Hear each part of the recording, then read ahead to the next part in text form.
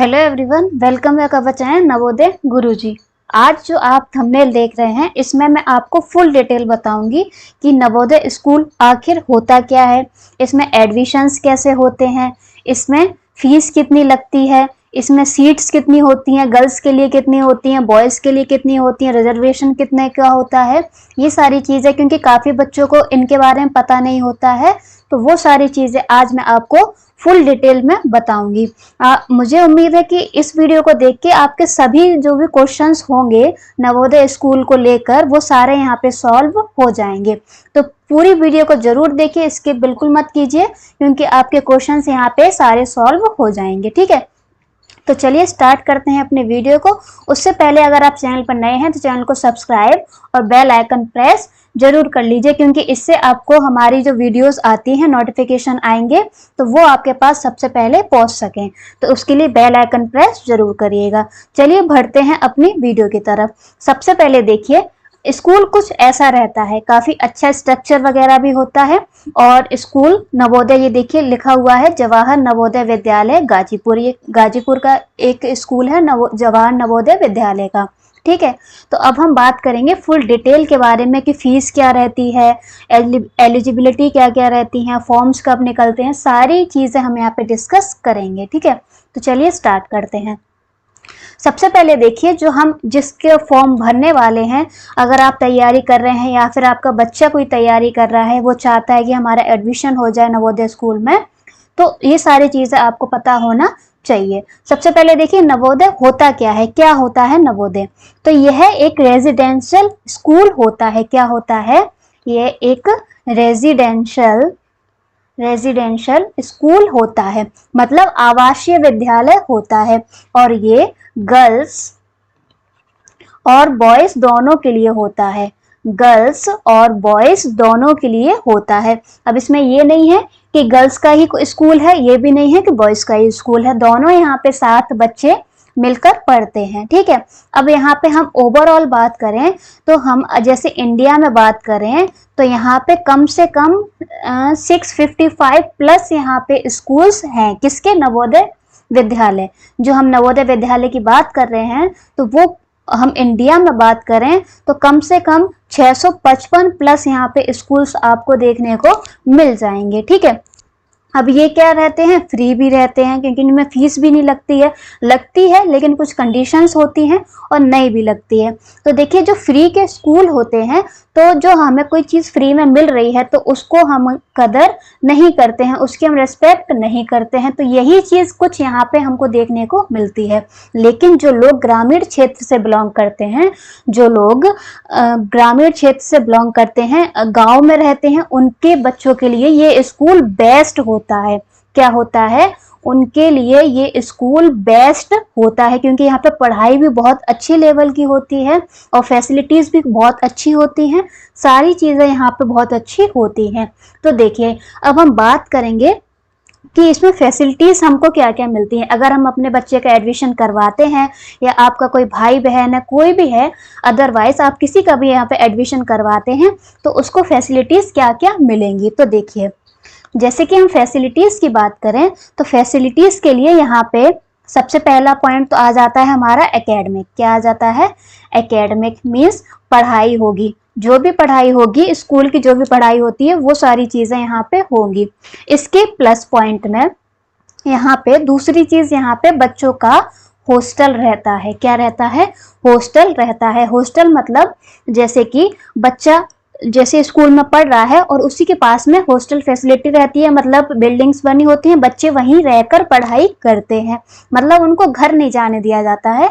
जैसे कि हॉस्टल में बच्चे रहते हैं उसी तरीके से यहाँ पे पढ़ाई होती है। बच्चा हॉस्टल में रहेगा, वहीं उसका खाना रहेगा, वहीं सब कुछ रहेगा, वहीं पढ़ाई करेगा, सारी चीज़ें रहती हैं, मतलब हॉस्टल की भी फैसिलिटी मिलती है। तीसरा पॉइंट यहाँ पे आता है कि जो बच्चे खेलकूद में आगे निकलना चाहते हैं, खेलकूद में इंटरेस्ट रखते हैं, तो उनके लिए भी यहाँ पे स्पोर्ट्स की फैसिलिटी भी रहती है। दूसरी चीज़, फोर्थ जैसे हम बात करें तो यहाँ पे जैसे कि कोई बच्चा किसी में डांस की चाह होती है, किसी को आर्ट में इंटरेस्ट होता है, किसी को खेल में इंटरेस्ट होता है, तो वो सारी चीज़ें भी, वो सारी एक्टिविटीज़ भी यहाँ पे करवाई जाती हैं, ये सारी एक्टिविटीज़ भी यहाँ पे करवाई जाती हैं, ठीक है। और यहाँ पे कॉम्पिटिशन्स भी होते हैं। अब देखिए कंपटीशन में बच्चे की जो भी प्रतिभा होती है, जो भी उसका सबसे अच्छा पॉइंट होता है, वो यहाँ पे निकल के आता है। जब वो किसी प्रतियोगिता में भाग लेता है तो उसके जो प्लस पॉइंट है वो यहाँ पे उसके निकल के आते हैं। तो कंपटीशन भी बहुत जरूरी है, क्योंकि इससे बच्चों की जो भी चाह होती है, जो भी, जैसे कि किसी को डांस में है, किसी को आर्ट्स में है, किसी को कराटे, जूडो, इन सब चीज़ों में है, तो वो चीज़ें भी यहाँ पे जब कंपटीशन होता है तो बच्चों को और इंटरेस्ट आता है उसको करने में, ठीक है, क्योंकि उसको प्राइज मिलते हैं, उसकी सराहना होती है, उसको सबके सामने अवार्ड दिया जाता है, तो बच्चों में ये एनर्जी पावर डेवलप होती है, क्योंकि वो अपनी चीज़ों को यहाँ पे शो कर सकते हैं, ठीक है। दूसरी चीज़ 6 पॉइंट जो यहाँ पे आता है, देखिए 6 पॉइंट यहाँ पे आता है कि जैसे कि अगर आपका यहाँ पे एडमिशन हो गया तो आपकी जो यूनिफॉर्म रहती है, शूज रहते हैं, कॉपी, पेंसिल, बुक्स, सारी चीजें यहीं पे आपको मिलती हैं, मतलब स्कूल वाले ही आपको यहाँ पे ये देते हैं, ठीक है। मतलब जैसे कि मैं बात करूं यूनिफॉर्म की, शूज, सॉक्स, ये सारी चीज, और प्लस स्टेशनरी। स्टेशनरी मीन्स होता है आपके pen, pencil, rubber, books, copies, जो भी आपको चाहिए वो सारी चीजें भी यहाँ पे आपको मिलती हैं, ठीक है। नेक्स्ट पॉइंट, यहाँ पे एक पॉइंट और मैं ऐड कर रही हूँ, 7 पॉइंट आता है कि यहाँ पे खाना, तो मेस की भी सुविधा यहाँ पे उपलब्ध है, मेस की भी सुविधा यहाँ पे उपलब्ध है, मतलब सुबह चाय नाश्ता मिलेगा आपको, चाय मिलेगा, नाश्ते में जो भी मिले, और खाना, दोनों टाइम का खाना, तो ये चीज भी यहाँ पे आपको नवोदय स्कूल की तरफ से प्रोवाइड कराया जाता है। ये सारी फैसिलिटीज की हमने यहाँ पे बात कर ली, ठीक है। अब हम आते हैं कि एडमिशन कैसे होता है, एडमिशन किस किस क्लास में होता है, कैसे होता है, उस पर चलते हैं, ठीक है। तो देखिए एडमिशन की अगर हम बात करें तो एडमिशन यहाँ पे 3 कैटेगरीज में डिवाइड होते हैं। 3 कैटेगरीज का मतलब है यहाँ पे 6th क्लास में एडमिशन होता है, यहाँ पे 9th क्लास में एडमिशन होता है, और 11th क्लास में एडमिशन होता है। जो अगर हम मीडियम की बात करें कि किस माध्यम से बच्चे पढ़ाई करेंगे, तो देखिए यहाँ पे अगर हम बात करें तो 8th क्लास तक जो बच्चों का मीडियम रहता है वो हिंदी मीडियम रहता है। क्या रहता है? हिंदी मीडियम रहता है। और अगर हम 9th से 12th तक की बात करें तो ये यहाँ पे इंग्लिश हो जाता है। तो अगर आप ये सोच रहे हैं कि यहाँ पे 8th तक की हिंदी, बच्चा हिंदी मीडियम से पढ़ा है, उसको इंग्लिश की नॉलेज नहीं होगी, तो ऐसा कुछ भी नहीं है। जो यहाँ पे टीचर्स हैं, जो यहाँ पे मैनेजमेंट है, स्टाफ है, वो काफ़ी यहाँ पे इस चीज़ को प्रोग्रेस करता है कि देखिए हिंदी का मतलब ये नहीं कि सारी चीज़ें हिंदी में ही चल रही हैं, नहीं, इंग्लिश का भी यहाँ पे बहुत सारी चीज़ों में यूज़ होता है। तो मतलब आप ये मत समझिए कि 8th तक जो बच्चा पढ़ाई कर रहा है वो हिंदी मीडियम का है, नहीं, उसको इंग्लिश की भी प्रोनाउंसिएशन हुआ, जो भी हुआ, डेवलपमेंट हुआ, वो सारी चीज़ें आप इंग्लिश मीडियम ही बच्चे को बोल सकते हैं। मतलब हिंदी मीडियम यहाँ पे सिर्फ नाम के लिए है, आप इंग्लिश मीडियम ही उसको प्रोवाइड कराएंगे, उसको प्रेफर आप इंग्लिश मीडियम ही करेंगे, ठीक है। एडमिशन्स कैसे होते हैं, बात करें हम एडमिशन्स कैसे होते हैं, तो देखिए 6th क्लास का अगर हम एडमिशन की बात करें तो 6th क्लास का एडमिशन एंट्रेंस एग्जाम देने के बाद होता है। ऐसा ही सेम 9th क्लास का होता है। 9th में भी हम एंट्रेंस देंगे, जो बच्चे एग्जाम देना चाहते हैं एंट्रेंस देंगे, उसके बाद उनका यहाँ पे रिजल्ट डिक्लेयर होगा, एग्जाम होगा, एग्जाम के बाद रिजल्ट डिक्लेयर होगा, और यहाँ पे सारी चीजें हो जाती हैं, ठीक है। 11th का जो रहता है, 11th क्लास का जो एडमिशन रहता है वो मेरिट बेस पे रहता है, किसके? मेरिट बेस पे रहता है, ठीक है। तो 6th का और 9th का यहाँ पे जो एंट्रेंस एग्जाम है यही उनका मेन एग्जाम होता है। एंट्रेंस अगर आप क्वालिफाई कर लेते हैं तो आपका यहाँ पे एडमिशन पक्का है। अब जो लोग ग्रामीण क्षेत्र से हैं, जैसे मैंने बोला, तो उनके लिए बेस्ट क्यों बोला है? क्योंकि उनके लिए यहाँ पे रिजर्वेशन होता है। क्या होता है? रिजर्वेशन उनको मिलता है। जो लोग ग्रामीण क्षेत्र से बिलोंग करते हैं, गांव क्षेत्र से बिलोंग करते हैं, तो उनके बच्चों के लिए यहाँ पे रिजर्वेशन रहता है। कैसे? तो देखिए बात करते हैं। हम बात कर रहे हैं सीट्स के बारे में, ठीक है। जैसे कि हम 6th क्लास की बात करें हम 6th क्लास की, तो कम से कम यहाँ पे 80 सीट्स, कितनी 80 सीट्स यहाँ पे सभी डिस्ट्रिक्ट में डिवाइड करी जाती हैं। जैसे कि अगर कोई बच्चा आगरा डिस्ट्रिक्ट से बिलोंग करता है तो उसके लिए वहां पे 80 सीट्स उसको मिलेंगी, ठीक है। अब जिसमें से 60 सीट जो हैं वो ग्रामीण लोगों के लिए होती हैं। किसके लिए? ग्रामीण बच्चों के लिए होती हैं, ठीक है। और जो 20 सीट हैं वो शहरी बच्चों के लिए होती हैं। किनके लिए? शहरी बच्चों के लिए होती हैं। शहरी बच्चे मतलब ये ओपन कैटेगरी में आ जाता है। किसमें? ओपन कैटेगरी में आ जाता है, ठीक है। ओपन कैटेगरी में आ गया, ठीक है। ये इनका रिजर्वेशन रहता है दोनों का, ठीक है। और जो यहाँ पे गर्ल्स है, जो हम गर्ल्स की बात करें, अगर कोई गर्ल्स यहाँ पे इंटरेस्टेड हो तो यहाँ पे 25 प्लस यहाँ पे गर्ल्स के लिए सीट रिजर्व्ड होती है। जो भी गर्ल्स यहाँ पे एडमिशन लेना चाहती हैं तो वह उनके लिए भी यहाँ पे बेस्ट अपॉर्चुनिटी है। 25 प्लस यहाँ पे गर्ल्स के लिए रिजर्वेशन रहता है, ठीक है। 9th क्लास की बात करें उसमें भी ये सेम रहता है, ठीक है। और 11th का तो मैंने आपको बता दिया कि मेरिट के अकॉर्डिंग यहाँ पे उनका एडमिशन होता है। तो जो ये देखिए, जो ग्रामीण क्षेत्र के बच्चे हैं उनको यहाँ पे 60 सीटें यहाँ पे प्रोवाइड करी जा रही हैं। मतलब एक बताया है मैंने एवरेज, तो ये उनके लिए बेस्ट अपॉर्चुनिटी है, ठीक है। अब जैसे कि हम एलिजिबिलिटी की बात करें कि बच्चे को जब हम एडमिशन दिलवा रहे हैं तो क्या क्या उसके पास होना चाहिए, तब उसका एडमिशन हम करवा सकते हैं। तो देखिए उसमें भी थोड़ी सी नजर डाल लेते हैं। अगर हम एलिजिबिलिटी की बात करें तो 6th क्लास की पहले हम बात करते हैं, क्लास 6th, और यहाँ पे हम 9th की, ठीक है। देखिए बात करें हम क्लास 6th के बारे में तो सबसे पहले पॉइंट होना चाहिए कि जिस बच्चे का आप 6th क्लास में एडमिशन करवाना चाह रहे हैं वो अभी प्रेजेंटली 5th क्लास में पढ़ रहा हो। क्या हो? 5th क्लास में पढ़ रहा हो, ठीक है। ये उसका पहले प्लस पॉइंट होना चाहिए कि वो 5th क्लास में पढ़ रहा हो, ठीक है। मतलब वो अभी 5th क्लास में पढ़ रहा हो, ये होना चाहिए। अगर आप 9th में करवाना चाहते हैं तो वो बच्चा प्रेजेंट में अभी 8th क्लास में पढ़ रहा हो। किसमें?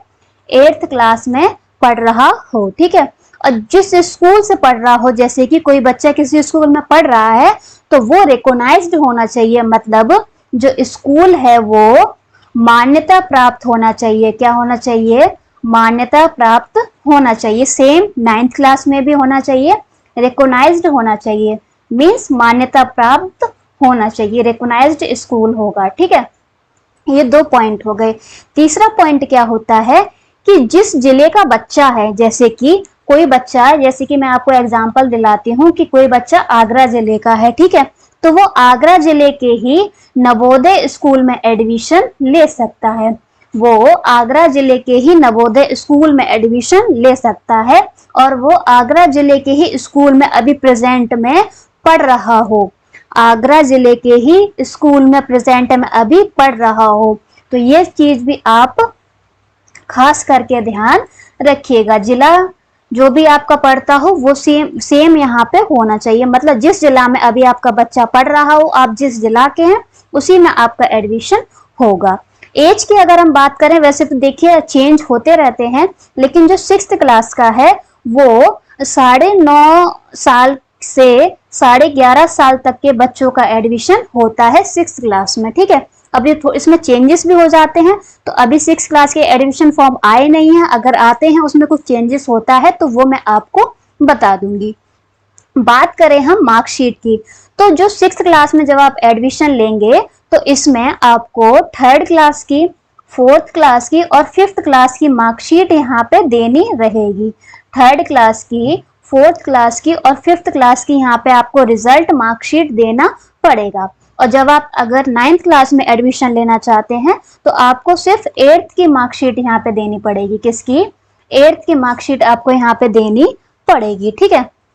ये सारी चीजें यहाँ पे हो गई। अब हम बात करें कि फॉर्म कब निकलते हैं, कब हम भरेंगे, कब रिजल्ट आता है, इन सारी चीजों के बारे में। तो देखिए अब हम बात करते हैं फॉर्म्स के बारे में कि फॉर्म कब भरे जाते हैं, कब हमारा एडमिशन होता है, कब हमारा एग्जाम होता है। तो देखिए फॉर्म जो है, जो अभी सितंबर चल रहा है, सितंबर में 9th के आए हैं। किसके आए हैं? सितंबर में 9th क्लास के यहाँ पे फॉर्म्स आए हैं।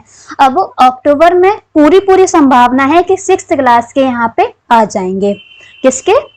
6th क्लास के यहाँ पे आ जाएंगे। ठीक है, उसके बाद हम बात करें कि आपका एग्जाम कब होगा। आपका जो एग्जाम है वो जनवरी या फेब में कंडक्ट करवा दिया जाएगा, मतलब जनवरी या फरवरी में आपका एग्जाम हो जाएगा। उसके बाद रिजल्ट कब तक आएगा? तो रिजल्ट की बात करें तो रिजल्ट जो है वो अप्रैल या फिर मई में डिक्लेयर हो जाएगा। अप्रैल या मई में यहाँ पे आपको रिजल्ट बता दिया जाएगा, ठीक है। यही इनकी डेट्स होती हैं। अब देखिए कुछ जैसे कि कोविड पीरियड चल रहा था तो इसमें थोड़ी सी चेंजेस हो गए थे, लेकिन अभी सब ठीक है, नॉर्मल है, तो यही आपका रहेगा। ठीक है, रिजल्ट के बाद क्या होता है? रिजल्ट आने के बाद अगर आप पास आउट हो चुके हैं, अगर आप पास हो चुके हैं तो उसके बाद आपका वेरिफिकेशन होता है। वेरिफिकेशन मीन्स डॉक्यूमेंट वेरिफिकेशन होता है और प्लस मेडिकल होता है। क्या होता है कि बच्चे को कोई बीमारी तो नहीं है, बच्चा अस्वस्थ तो नहीं है, ये सारी चीजों की मतलब देखरेख होती है, जानकारी वहां पे ली जाती है। और वेरिफिकेशन में आपका डॉक्यूमेंट्स वेरिफिकेशन होता है, जैसे कि मैंने आपको बताया कि मार्कशीट वगैरह का, आप कहाँ के रहने वाले, एड्रेस वगैरह, ये सारी चीजें वहां पे देखी जाती हैं। ठीक है, तो इन सब चीजों के जब आप यहाँ पे सारी चीजों से आगे बढ़ जाते हैं, सभी चीजों में पास हो जाते हैं, तो जो आपका एडमिशन है, देखिए मैं आपको बताती हूँ, जो आपका एडमिशन है वो यहाँ पे जून या जुलाई में हो जाता है। जून या जुलाई में यहाँ पे कंफर्म हो जाता है। उसके बाद आपकी यहाँ पे पढ़ाई शुरू हो जाती है और सारी चीजें यहाँ पे स्टार्ट हो जाती हैं। तो मतलब सितंबर और अक्टूबर के बीच में 9th या 6th क्लास के यहाँ पे फॉर्म्स आते हैं, एग्जाम होता है, रिजल्ट आता है। रिजल्ट के बाद अगर आप पास हो चुके हैं तो वेरिफिकेशन होगा, मेडिकल चेकअप होता है और उसके बाद आपका एडमिशन हो जाता है। ठीक है, अब बात करते हैं कि जो लड़कियां वहां पे पढ़ने आती हैं तो घर से बाहर रहेंगी, हॉस्टल में रहेंगी, कैसी क्या सिक्योरिटी होगी, क्या देखरेख हो पाएगी वहां पे, तो ऐसे ये सारी चीजें पेरेंट्स के मन में आती हैं। तो देखिए जो भी यहाँ पे गर्ल्स की सिक्योरिटी की हम बात करें तो इसकी आपको बिल्कुल भी चिंता लेने की जरूरत नहीं है। क्यों? क्योंकि यहाँ पे गर्ल्स की जो सिक्योरिटी है वो बहुत अच्छी होती है।